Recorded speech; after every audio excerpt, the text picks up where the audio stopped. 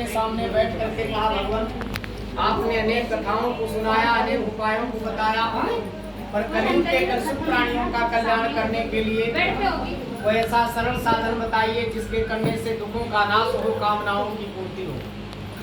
सूत जी कहते हैं, ऋषियों जो प्रश्न आपने किया है, यही प्रश्न एक बार नारद जी ने विष्णु भगवान से किया था, और भगवान विष्णु जी ने नारद जी को जो उपाय बताया है, ये वही उपाय हम तुमसे कहने जा रहे हैं। सूत जी कहते हैं कि ऋषियों एक बार नारद जी लोक कल्याण की कामना से घूमते पृथ्वी पर आए, तो देखा संसार का हर व्यक्ति, हर प्राणी दुखी है। कोई तन से, कोई मन से, कोई धन से, कोई परिवार से, कोई कला में, कोई कलेश में। नारद जी को बड़ा दुख हुआ, विचार किया कि इनके कष्टों का निवारण कैसे होगा। उसी समय नारद जी भगवान विष्णु जी का ध्यान करके सीधे विष्णु लोक पहुंच गए। वहां पहुंच करके भगवान विष्णु जी का दर्शन किया, आंखों को बंद कर भगवान की स्तुति की, नीचे लेट करके दंडवत प्रणाम किया। भगवान ने कहा, नारद जी बड़े दिनों के बाद दर्शन हुआ। नारद जी ने कहा, भगवान पृथ्वी पर जितने मनुष्य हैं, नाना प्रकार के कलेशों से हर व्यक्ति दुखी है, उनके कष्टों का निवारण करने के लिए, दुखों को दूर करने के लिए कोई ऐसा सरल साधन बताइए जिसके करने से उनके कष्टों का निवारण हो। तो भगवान ने कहा, नारद जी सबसे सरल साधन है कलियुग में श्री सत्यनारायण व्रत कथा। नारद जी ने कहा, भगवान इसको करने से क्या होगा?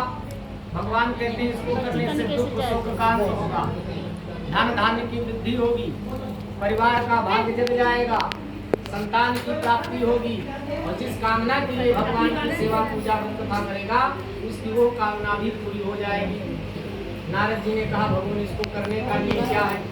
भगवान कहते हैं, जिस किसी दिन मन में श्रद्धा भक्ति हो, उस दिन व्रत करके भगवान शालिग्राम शिला की स्थापना करें, गाय के दूध से स्नान कराकर मंजीरी का भोग लगाएं, केले का फल चढ़ाएं, ब्राह्मण के द्वारा सत्यनारायण जी की कथा सुने, व्रत कथा, और कथा सुनने के बाद ब्राह्मण को दक्षिणा दे करके विदाई करें।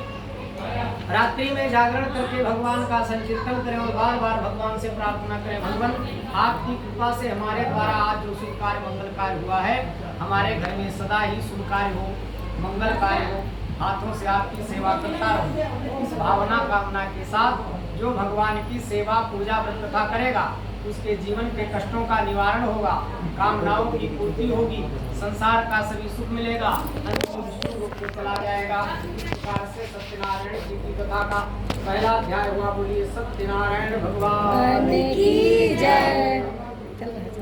चल देख रही हूँ।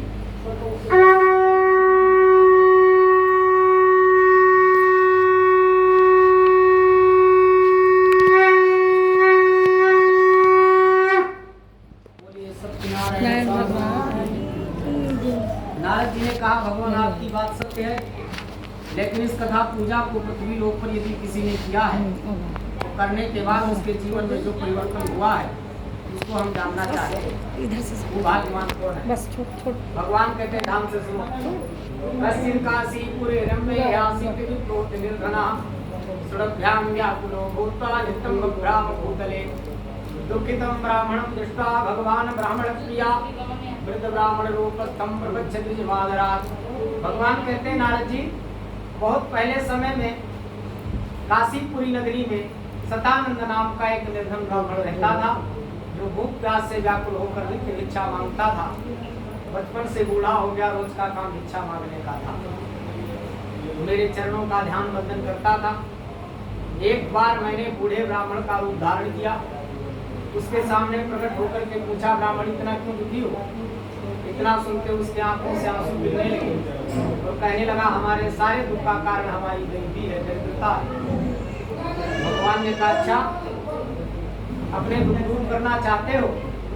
भगवान से ब्राह्मण ने कहा, संसार में कौन ऐसा है जो अपने दुख को दूर नहीं करना चाहता?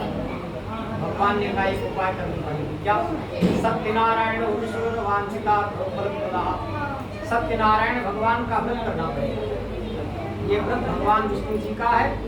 व्रत करो, पूजा करो, भक्ति से कथा सुनो, उसके बाद भी तुम्हारी कामनाएं न पूरी हो तो दूर ना हो तो दोबारा मत करना। भगवान ने सारा यम नियम विधान विस्तार पूर्वक बताया। बता करके भगवान उनका ध्यान हो गए। शाम को ब्राह्मण अपने घर पहुंचकर सोचने लगा, इतनी सामग्रियों को मैं कहां से लाऊंगा? यही सोचते रात भर नींद नहीं आई। सुबह हो गया, स्नान किया, मंदिर में जाकर पूजन किया और भगवान से रोते हुए प्रार्थना करने लगा, प्रभु आज भिक्षा मांगने में जो मिलेगा उसी से आपकी सेवा पूजा में जरूर करूंगा, चाहे घर के सब लोग भूखे सो जाए। ऐसा संकल्प लेकर के चला। भगवान की ऐसी कृपा और चमत्कार हुआ, जो कभी भिक्षा नहीं देते थे आज वो पहले से थाल लेकर खड़े। परिणाम ये हुआ, नारद जी की जो लगातार 6 महीने मांगने से इकट्ठा ना होता, उससे अधिक एक दिन में प्राप्त। इसलिए कहते हैं जा पर कृपा राम कोई, ता पर कृपा करे सब कोई। जिसके ऊपर भगवान की दया कृपा हो जाए फिर संसार में सबसे भाग्यवान वही है। सतानंद ने बड़ी श्रद्धा से निराजन व्रत किया। शाम को पूजा की समस्त सामग्री लेकर अपने घर गया और बड़ी भक्ति पूर्वक भगवान विष्णु जी का यही व्रत पूजन किया, जिसके प्रभाव से ब्राह्मण सभी दुखों से मुक्त, अनेक संपत्तियों से संपन्न हो गए। जब तक जीवन रहा भगवान की सेवा में समर्पित रहा, अंत में भगवान के धाम को चला गया। सूत जी कहते हैं कि मुनियों इस प्रकार से नारद जी कथा सुनकर प्रचार करने के लिए कहने लगे, भगवान इसका पृथ्वी पर मैं ही प्रचार करूंगा, घर घर तक पहुंचाना मेरा कर्तव्य है। नारद जी वहां से अंतर ध्यान होकर श्लोक मिलाकर सत्यनारायण जी का प्रचार पृथ्वी लोक पर किया। हम लोगों यहाँ कोई भी मांगलिक कार्य होता है तो सत्यनारायण भगवान का व्रत पूजन होते ही आगे काम बढ़ता है। बोलिए सत्यनारायण भगवान की जय। सौनक जी से सूत जी ने कहा अब क्या जानना चाहते हो? तो सौनक जी ने कहा उस ब्राह्मण को देख करके भी और किसी ने भगवान की सेवा की है तो भक्तों को भी हम जानना चाहते हैं। सूत जी कहते ध्यान से सुनो। एक बार काशीपुरी का ब्राह्मण अपने घर के आंगन में भगवान की पूजा कर रहा था। उसी समय एक लकड़ी बेचने वाला लकड़हारा लकड़ियों को बेचते हुए ब्राह्मण के घर के सामने से जा रहा था। ब्राह्मण के आंगन में लकड़हारे ने पूजा होते देखा, लकड़ी उतार करके बाहर रखी, अंदर जाकर प्रणाम किया, पूछने लगा ब्राह्मण देवी क्या है? ब्राह्मण ने कहा भैया हमारे घर आप तो देख रहे हैं सब यही के चरणों का चमत्कार है। इतना सुनते लकड़हारा भी बैठ गया, कथा सुनने लगा। थोड़ी देर में कथा हो गई। भगवान का चरणामृत प्रसाद लेकर बाहर निकला, लकड़ी का भार उठाया, अपने नगर को जाने लगा। तो रास्ते में भगवान की कृपा से उसका एक ऐसा दिव्य नगर मिला जिसमें बड़े बड़े सेठ महाजनों का घर था। उस नगर में जाकर के एक ही क्षण में सारी लकड़ियां बहुमूल्य में बिक गई। तब उसके मन में विचार आया आज तक पहले चमत्कार तो ऐसा कभी नहीं हुआ, आज ही क्यों हुआ? लकड़हारे ने विचार किया ये चमत्कार नहीं, साक्षात भगवान सत्यनारायण जी की कृपा है। आज हमने थोड़ा सा समय भगवान के लिए निकाला तो भगवान की इतनी कृपा है कि श्रद्धा पूर्वक उनके चरणों की सेवा में करूं तो क्या नहीं हो सकता। यही सोचकर के लकड़हारे को जो धन मिला था वो लेकर सीधे बाजार चला गया। तथा प्रसन्न हृदय सुपक्वम कदली फलम शर्कराधितम चा गोधूमस्य चा चूर्णकम। उसी धन से पके केले का फल, शक्कर, घी, दूध, गेहूं का आटा सब सामग्री लेकर अपने घर गया। बड़ी श्रद्धा से लकड़हारे ने भगवान की पूजा की, कथा सुनी, जिसके प्रभाव से लकड़हारा धनपुत्रान्वितो भवत्, धनपुत्रों से संपन्न हुआ और इस लोक के सुखों को भोग कर सीधे भगवान के धाम को चला गया। जी कहते हैं सत्यनारायण जी की कथा का दूसरा अध्याय हुआ। बोलिए सत्यनारायण भगवान की जय।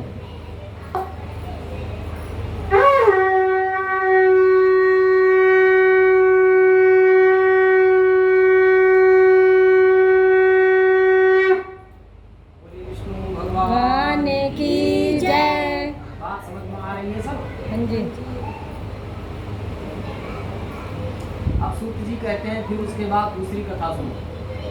पुरा चोरका मुखो नाम नृपशासीन महीपति जितेंद्रिया सत्यवादी यो देवालय प्रति।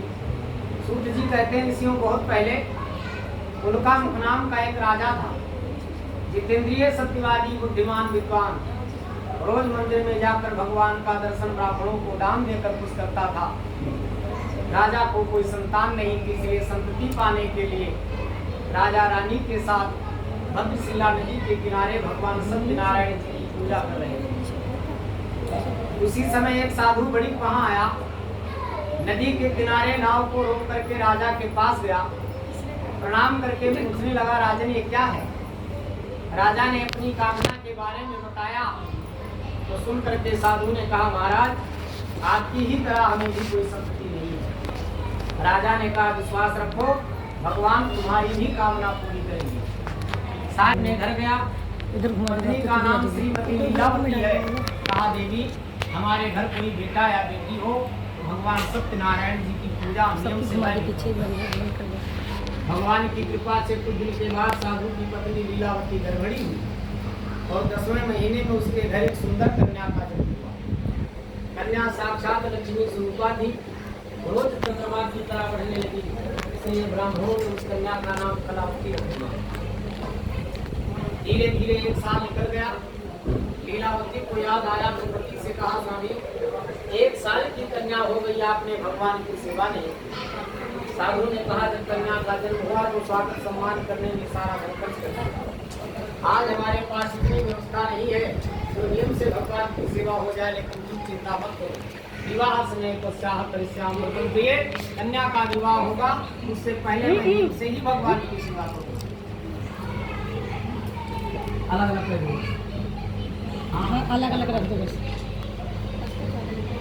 पत्नी को समझाया मन में आया, कन्या विवाह योग्य हो गई।